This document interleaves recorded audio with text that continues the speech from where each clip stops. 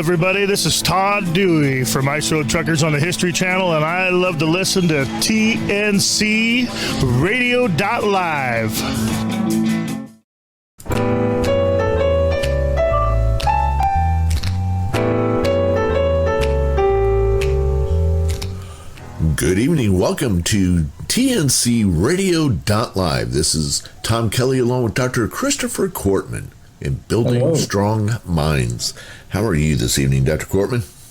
Doing well, thank you. Nice to be here, Tom. How about yourself? I'm doing just fine, Mondays are always busy days, and, there's also true for our drivers. And we've been talking last week and continuing to talk this week about forgiveness. I thought last week's conversation was really interesting, got some positive feedback on it, but, in the process, there's one area of forgiveness that we kind of just touched on last week, didn't get into at all.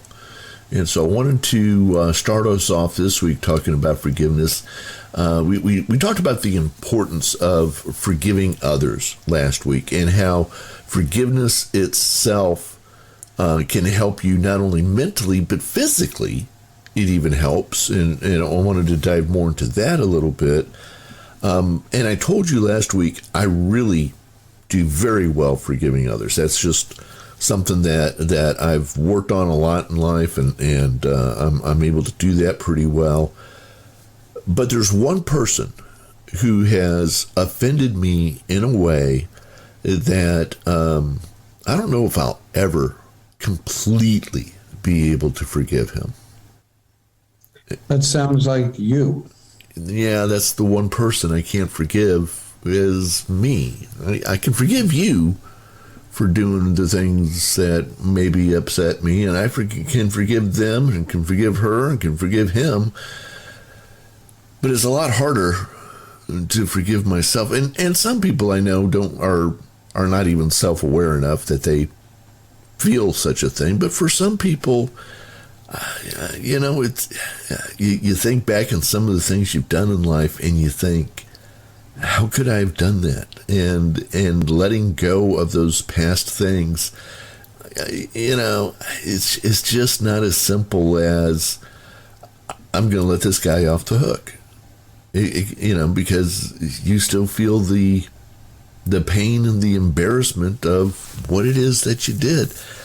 How does one even begin the process of forgiving yourself? I am always going to begin with behavior is purposeful. And that means that whatever we do and whatever we hold on to, there's something in it for us, or we wouldn't do it, or we wouldn't keep it. And so why in the world would I hold on to resentment towards myself or regret towards something I did? And the answer is actually very simple. The answer is I cannot give myself permission to accept the outcome. It's a protest against the outcome. If I didn't do this, then things would be different today. If we look at a ball game, and let's say I miss a tackle, and the running back goes in for the touchdown, but in the last minute we score a touchdown and we win, it will be a lot easier to forgive myself for my missed tackle because we won and I can accept the outcome. But if we didn't, and that proved to be the game-winning touchdown, it will be a lot harder for me to forgive myself. Either way, the guy scored a touchdown, but I can forgive myself a lot easier if we won the game anyway than if we lost the game. If I cannot make peace with the outcome, then it's a lot easier to hold on or a lot more difficult to forgive self. Now, forgiving self is just like forgiving anyone else. It's important that I let go. That's what forgiveness really means. To forgive is to let go. It's not to seek revenge.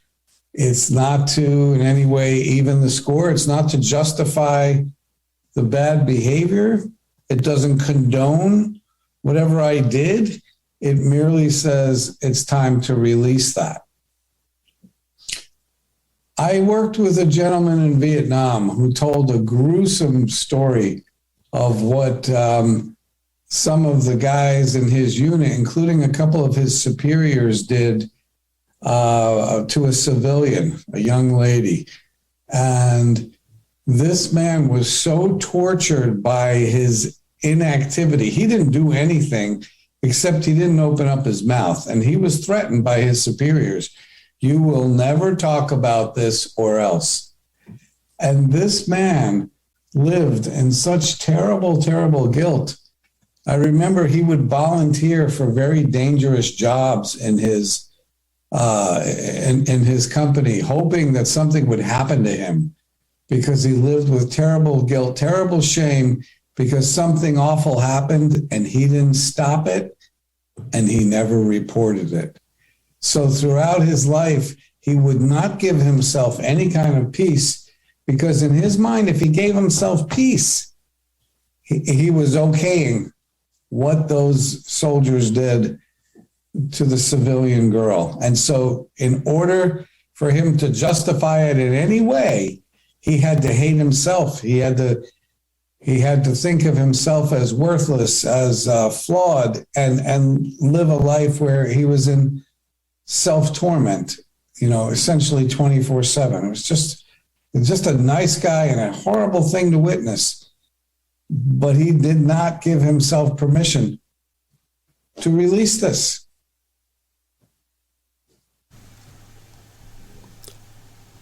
Go on. Okay, so what do we have to do to forgive self? I can share with you, I'm already concerned about the first break, but I can share with you 2 New Testament stories that fascinate me because in both cases, somebody really made a big mistake. Somebody, by their own admission, screwed up major. And in one case, the person never forgave self. And in the other case, the person forgave themselves and went on to change the world. And it's never talked about that way.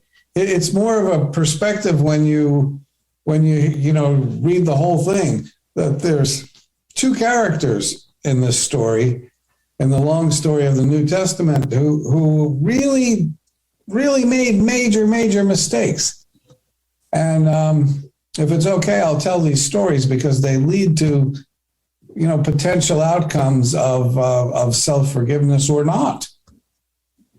The first story has to do with a very famous criminal, if you will, in the New Testament, a guy named Judas Iscariot, who reportedly betrayed Jesus. He was a disciple of Jesus. He was one of the big 12.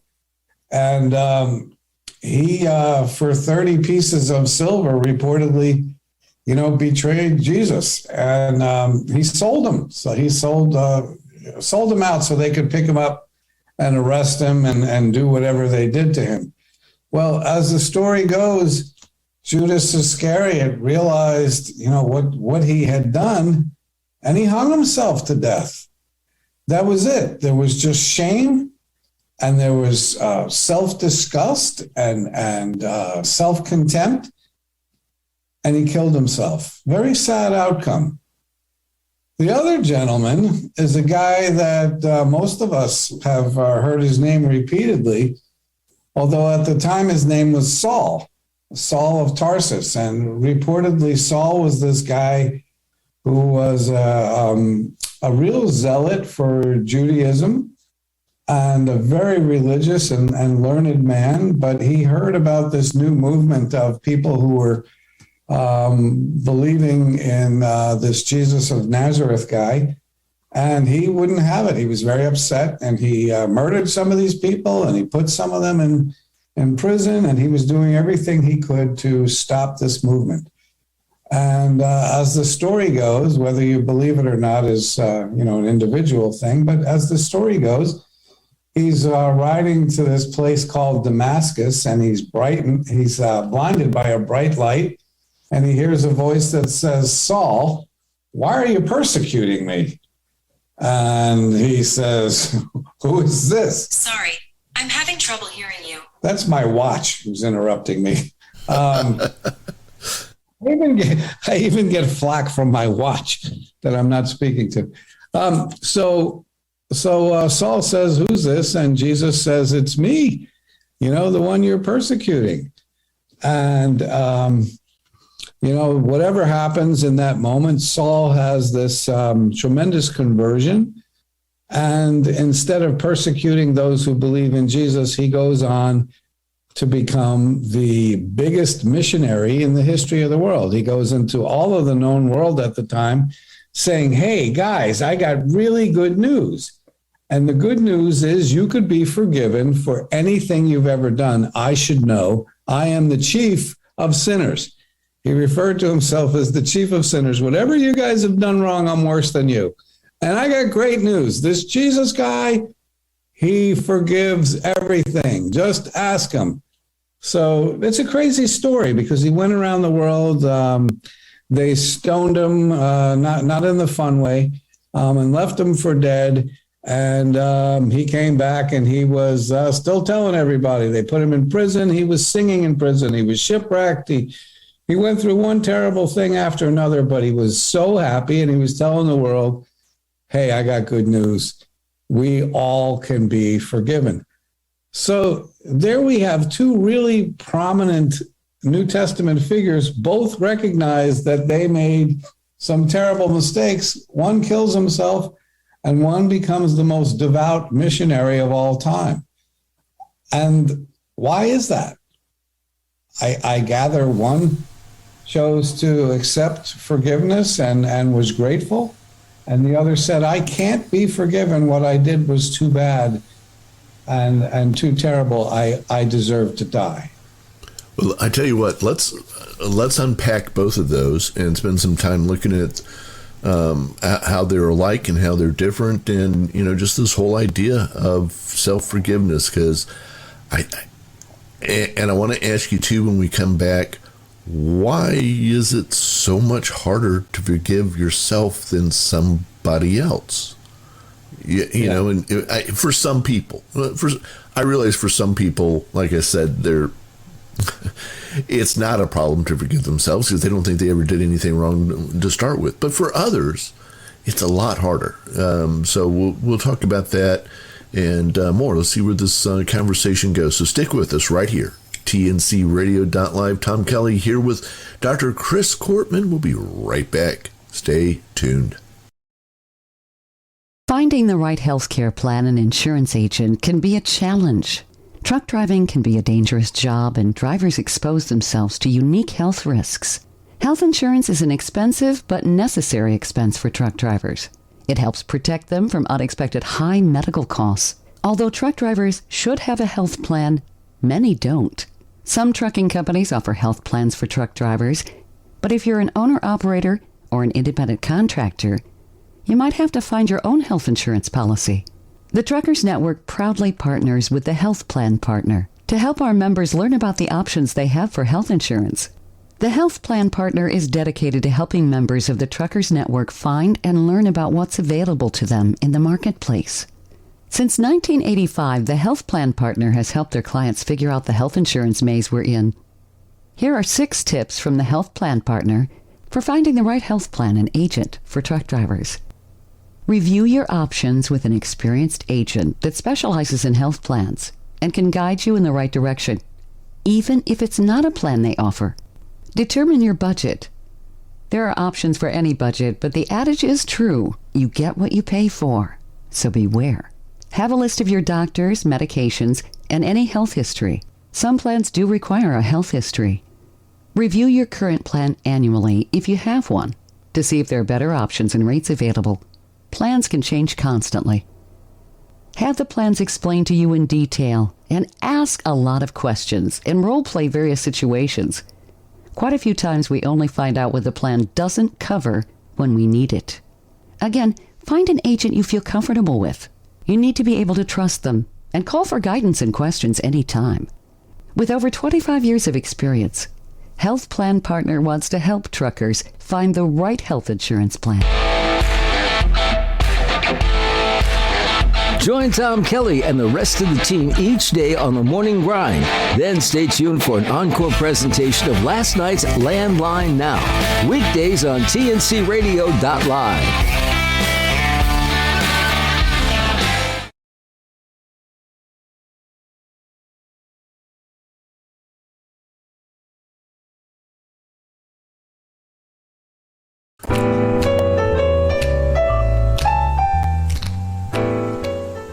Welcome back in, tncradio.live.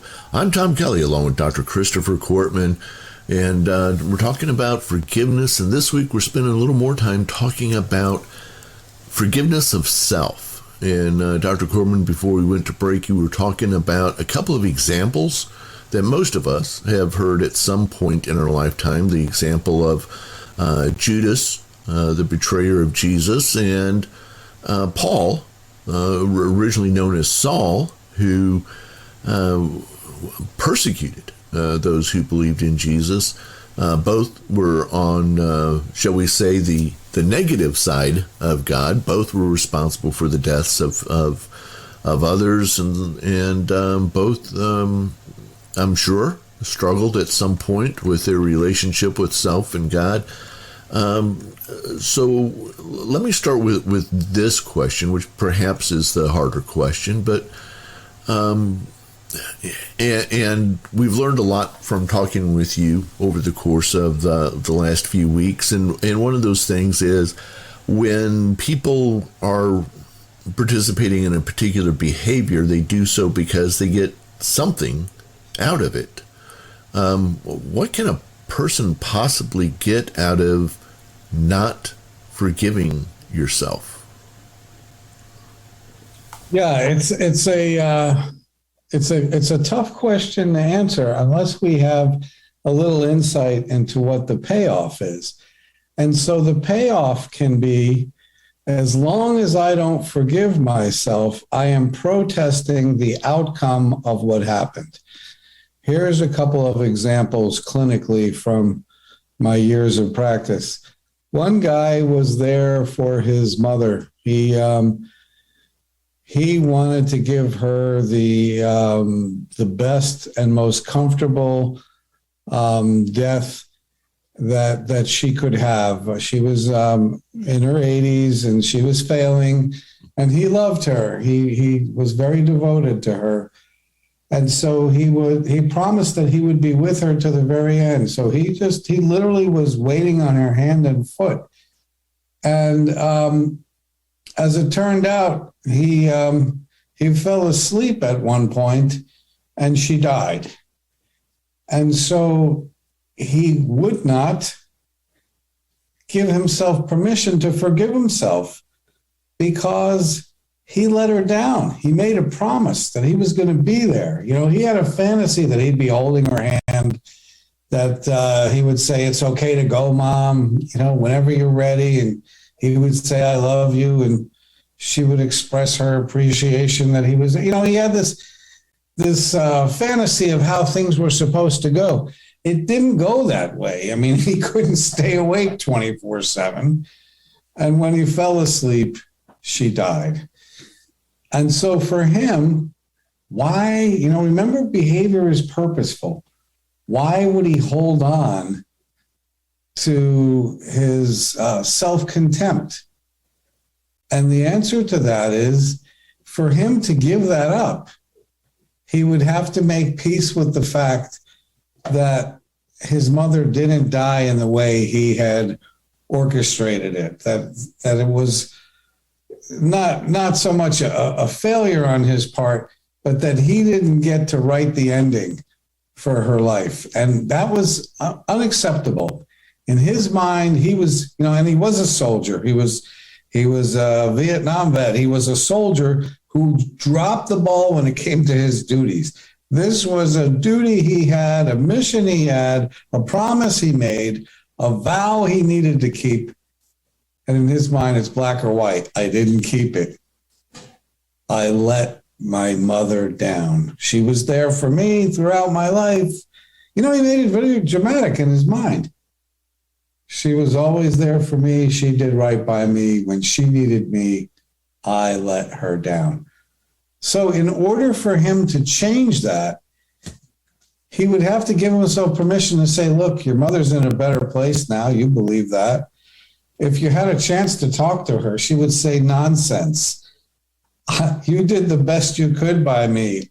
I had a wonderful passing because of you. I don't have any hard feelings. All I have is gratitude that you loved me and that I had a son like that. Those are the things she would say. But he would still have to let go of what he had, formulated in his mind as the ending, as the right way that a soldier handles things and is there at his post for his own mother. Tough thing for him, but something he needed to do. Another story, and there's just so many stories of people who won't forgive themselves because if they do, it represents that it's okay that whatever happened. In this case, a boy's sister was molested, and he blames himself for not protecting her. Well, the facts were he was a child too, and there was no way he had the capacity to protect his sister. But as long as he blames himself, Tom, he doesn't have to deal with the fact that she was molested. He's protesting it. It's like we're going to keep playing the game, but we're playing it under protest. I don't have to deal with the outcome as long as I blame myself. So one of the things we have to do if we're ever going to forgive ourselves is to make peace with whatever the actual outcome is. We have to accept that. Paul's way of doing it in the story we talked about earlier was to say, I got great news. I've been forgiven and all of us can be forgiven. That turned out to be a pretty good outcome that he could tell everybody. Good news, I'm forgiven, you're forgiven, I'm telling everybody. I don't know that Judas could do that because he didn't understand that he was just a pawn in an overall scheme, that this was supposed to happen. And, this was all part of the plan. But in his mind, look what I did. I betrayed my teacher, my master, my friend. I don't deserve to live. Self-forgiveness comes at a cost, and the cost is accepting the reality of what my error led to. It's accepting. Say that one more time. Yeah, it did come out pretty good. I never said it quite like that before. Okay. So self-forgiveness is about accepting the outcome of what my actions led to. By not accepting the outcome, I can wallow in my self-pity or... Forever, because I will not accept that as an okay outcome. My mother died without my holding her hand. My sister was molested. I cannot accept that happened, so I'm going to blame me forever. And now I don't have to accept the reality of what happened. In the very first example I gave you when I missed the tackle, I could accept that because we won anyway. Right. But we lost, and I don't know how much of a sports fan you are, but there have been guys who have suicided after giving up the big home run. Oh, yeah. Yeah, and they could not accept the outcome. There was no one who hit the home run for them in the bottom of that inning to make them go, shh. That was a close one. That almost cost us the championship, but, we won. So in order to forgive me, I have to somehow accept the outcome of what my error or what my sin led to. If I can't do that, then I'm going to hold on to it for the rest of my days. Remember, forgiveness does not come, Tom, because of the passage of time. Time is not the healer it gets credited to be. Time just passes. Right. Healing is active, and healing always requires letting go. And another word for letting go is acceptance. And acceptance is what leads to peace, ultimately. You want peace in your life, you're going to have to accept everything that's outside of your control. Doesn't mean you have to like it. And it doesn't mean you have to condone it. You know, if you want peace about the international conflict going on right now, it doesn't come from saying I really approve of what's happening.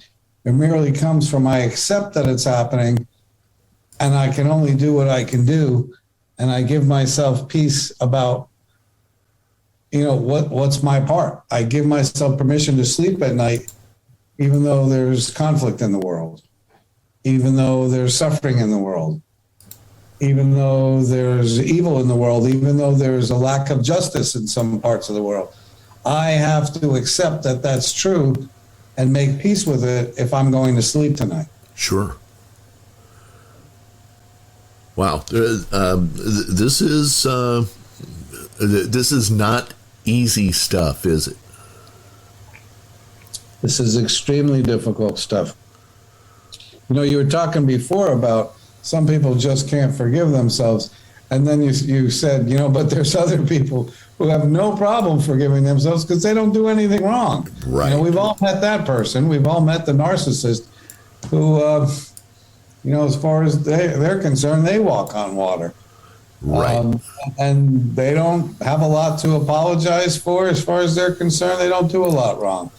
And there's other people who can't get any peace because they're always in self-contempt. Right, and they find themselves feeling guilt because they see that what's the commercial that's on all the time these days where they show the elderly people in Russia starving to death, and why aren't you helping to take care of them? And you look at it and it's like, oh my gosh, I can't believe I'm letting them down like this. And they can really play on the emotions, where with other people, they can say the most hideous, horrible things, and they just don't care. You know, if somebody's upset, who cares? Yeah. Yeah. And those are individual differences in personality. There are some people who have a very deep-rooted shame, Tom. They feel unworthy. They feel unlovable. They feel deeply flawed. There can be any number of contributing factors to that. But they, no matter what they do, they will always paint it in a way where something's wrong with them. And then there's the flip side of that, where some people who they're better than everyone. And what do they say? Their poop don't stink? Right, exactly. And you know those people, and they have nothing to apologize to anyone for, because they don't see themselves as fallible or guilty of hurting others. They're just, they're better than all that. Yeah. Okay. Well, I tell you what, let's stop there. I was going to go to another question, but we're already a little bit over on this segment. So let's stop there and take a break, and we'll be back in a couple of minutes. You're listening to TNCRadio.live. This is Building Strong Minds with Dr. Christopher Cortman. Stay with us. We're going to continue to talk about this whole concept of forgiveness, and particularly self-forgiveness, here on TNCRadio.live. Stay right there.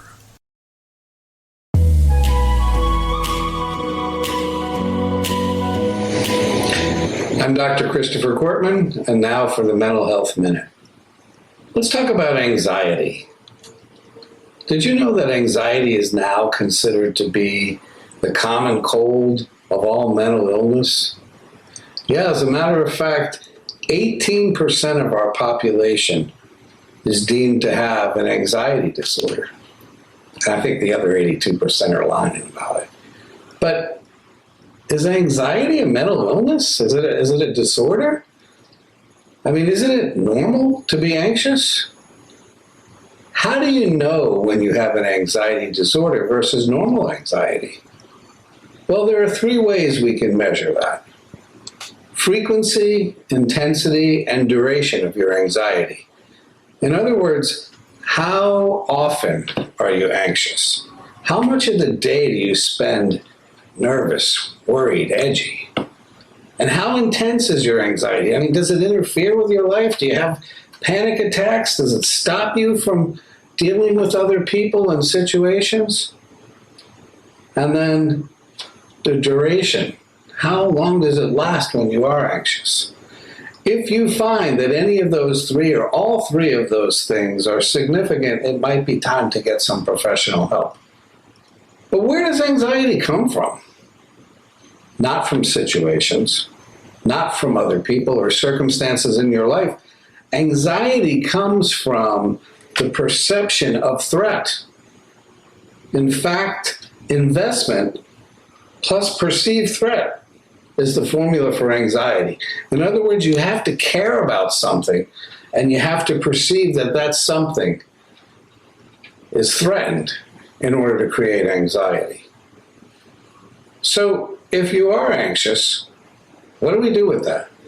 Let me give you 4 things that will work right away if you're dealing with anxiety. First, daily exercise. The research says if you exercise daily, you will decrease your anxiety. Secondly, learn to breathe properly. Even in short-term anxiety-inducing situations, inhaling to the count of 3 and exhaling to the count of 5 will reduce your anxiety significantly. Thirdly, take that formula that I gave you and figure out, am I too invested in something that doesn't really mean that much? Can I see this in a less threatening manner? Because if I can think differently, it will also reduce my anxiety. And finally, and this begins with young people all the way to the end of life, face the things that you're afraid of. By facing the things that scare you and championing those things, you will reduce your anxiety and become a more confident person.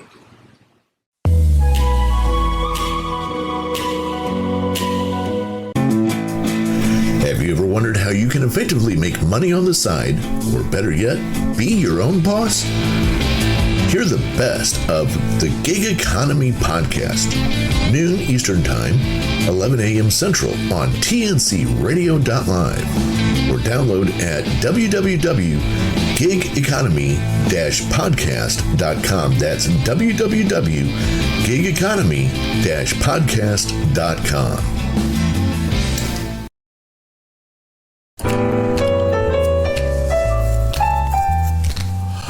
Welcome back to tncradio.live. You know, it's funny, Dr. Cortman, we were talking for just a moment there about narcissists and all that kind of stuff. And I remember not too long ago going through, you know how it is on YouTube. Sometimes you click on this and you click on that and after a while you have, you know, somebody walks in the room and you're watching, pictures of elephants juggling, and they're like, why are you watching elephants juggling? You're like, I have no idea how I got here. I started off looking at something about insurance, and now I'm watching a video. Well, in the process, I don't know how I got there, but the question popped up, how do you argue with a narcissist? And I thought, well, I kind of know the answer to this one. You know what the answer was? You don't. You can't. You don't. you can't.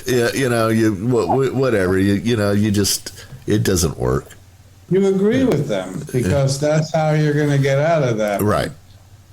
Yeah. So I thought that was pretty funny. So we're talking about this this whole idea of self-forgiveness, the difficulty of forgiving self versus the difficulty of forgiving someone else, and so let me try this on, and I don't know if this will make sense or not, but I'm going to try it anyway. There are people in our lives Sometimes people who we haven't seen for years, perhaps somebody who's already died, who we decide that we need to forgive for our own sake, and because holding on to the grudge and holding on to the anger and all those kinds of things, as we've discussed in the past, doesn't help us in any way, doesn't hurt them in any way, and actually only ends up hurting us. One of the people who oftentimes doesn't ask for forgiveness is self. Which is all the more reason sometimes why we have to forgive ourselves, especially when we don't think the person has properly asked for forgiveness. Does that make sense? Yeah. Recognize that we have research that says that we are more likely to be forgiven, and we're more likely to forgive others when apologized to. Right. And, for what it's worth, apologies go a long, long way. We have other research that says we are more likely to forgive someone when they apologize to us, even if the apology is insincere.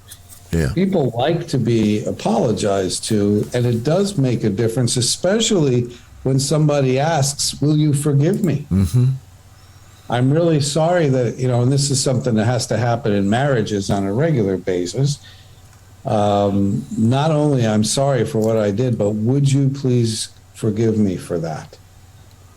And, if it's okay, I'd like to talk about what a good apology is.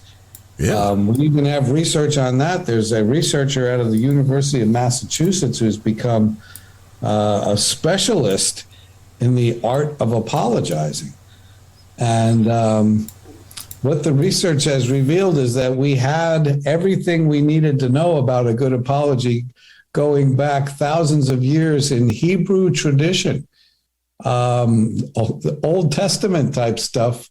And even before that, people already had a good handle on what constitutes a healthy and acceptable apology.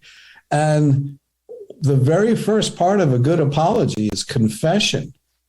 It's an admission that I did this.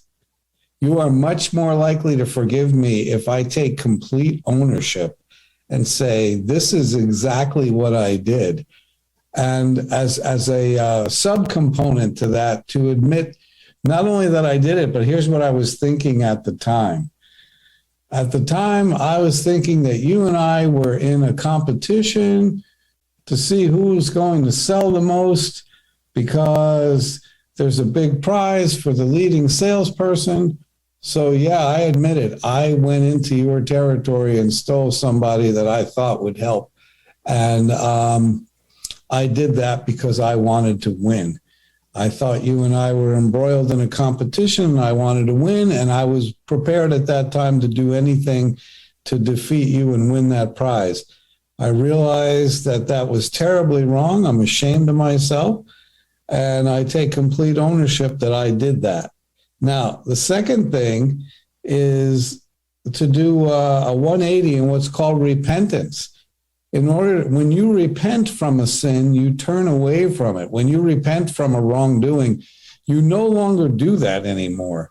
You do a 180-degree turn away from it, meaning this is something I admit to doing. I will never do that again. It is no longer okay with me. I don't give myself permission to behave in that way anymore. You'll see 12-step people who will talk like that. Not that they'll say anymore, but they'll say, one day at a time. But I no longer have permission to pick up a drink. I no longer have permission to use those substances. That's not how I solve issues. So the second part of it is really to repent, which moves on to a third stage where I need to make amends. And sometimes, and I make amends wherever it's necessary or wherever it's possible. If in my drunken rage I broke 2 of your vases, I need to replace those vases. I need to give you money. It's not enough to say, yeah, really sorry about my crazy behavior. I did damage. I should pay for your damage. I backed into your garage door and broke it. I need to buy you a new garage. It's not enough to say I'm sorry. And finally, that's when I need to ask, are you willing to forgive me? Would you please forgive me? I've turned away from it. I've confessed to it. I've told you where my thinking was, and I've made amends. And now I need to make a request. Would you be willing to forgive me? And I think that's some good, solid stuff if we're trying to regain a relationship with somebody, especially if we know we've crossed the line and hurt them in some way. Sure.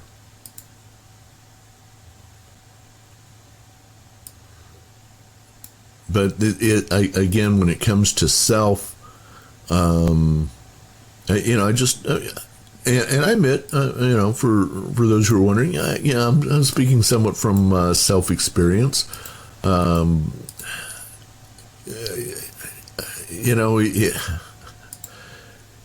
It's still not, it's not as easy for some of us to forgive self as it is to forgive others, because I'm trying to figure out exactly why.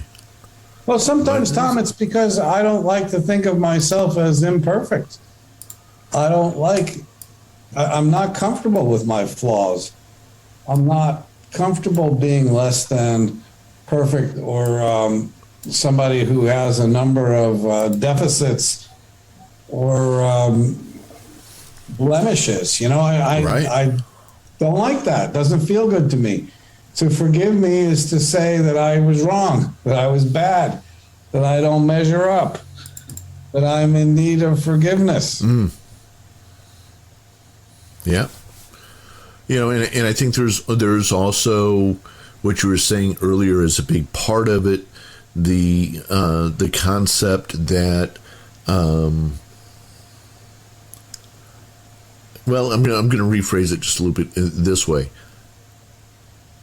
If I'm stuck in self-loathing because of something that I've done, I have an excuse to do other behaviors because, and this is just an excuse to myself, not necessarily to other people.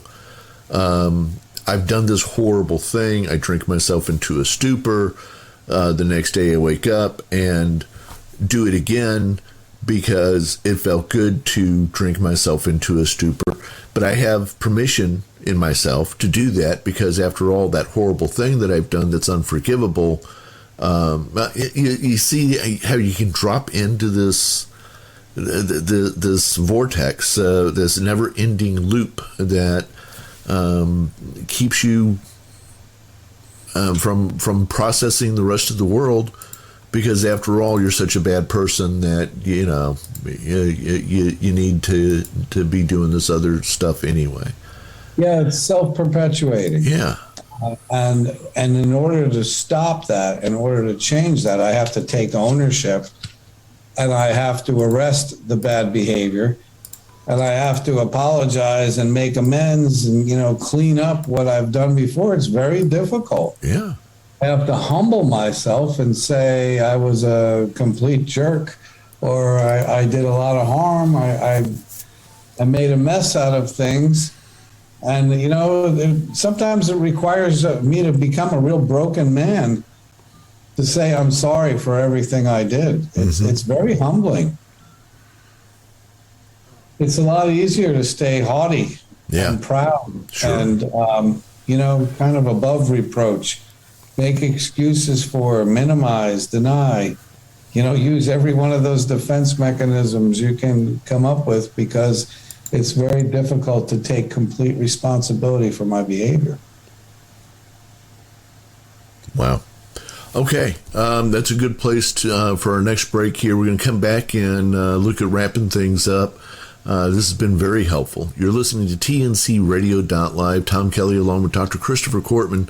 talking about self-forgiveness and forgiveness overall and the importance of it and our general mental health. We'll be back here in just a couple of minutes.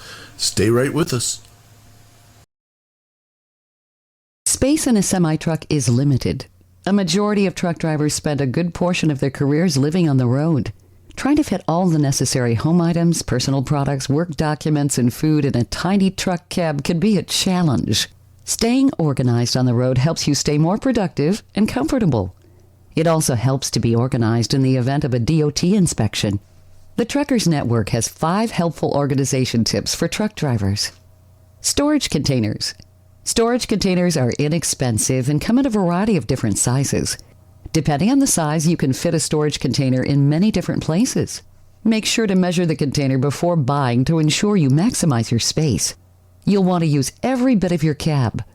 Some items you can put in the containers include canned or dry food, water, cleaning supplies, exercise equipment, and toiletries.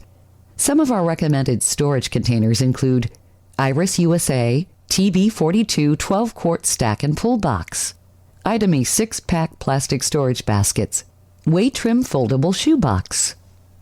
Command hooks. Command hooks are a great way to maximize your space and keep things off the floor. Install a couple command hooks and you can hang your everyday coat, hat, or bag. Here's a pro tip.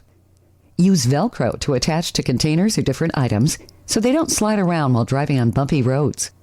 Some of our recommended command hooks include Command small wire hooks, 16 hooks, 24 strips, Photo Snow adhesive hooks, ultra strong wall hangers and hooks, Budding Joy adhesive heavy-duty hooks, over-the-door shoe organizer.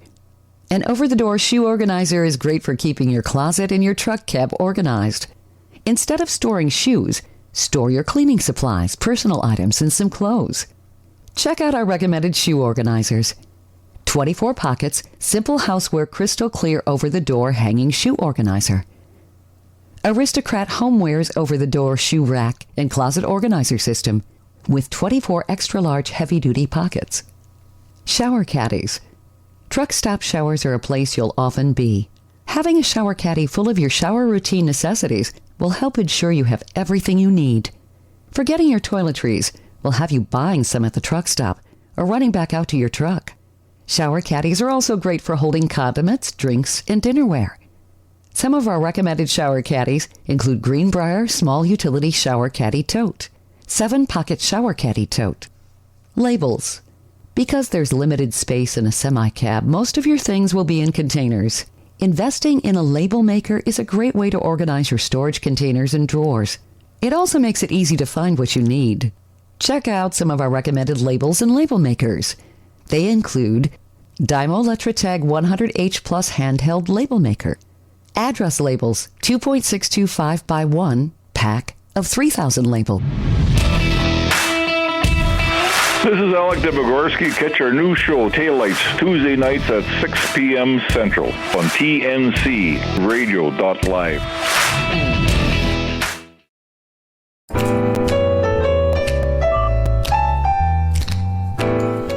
Welcome back, tncradio.live. Dr. Cortman, as we record this program, it's out live right now, but it is National Pi Day. That is, it is March 14th, 3.14, as in pi, 3.14159, blah, blah, blah, blah, blah.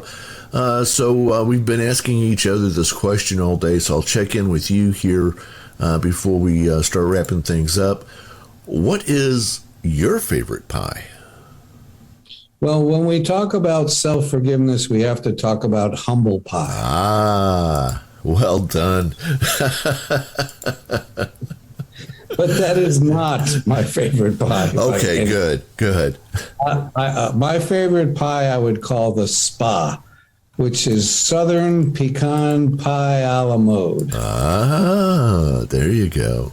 And it's pecan, not pecan. That's right. Yeah, because that was also a discussion earlier that, you know, if you're in certain areas of Alabama, would y'all like you some pecan pie with some ice cream on it? So, You could call it whatever you like. I like it. There you go. Yeah. Well,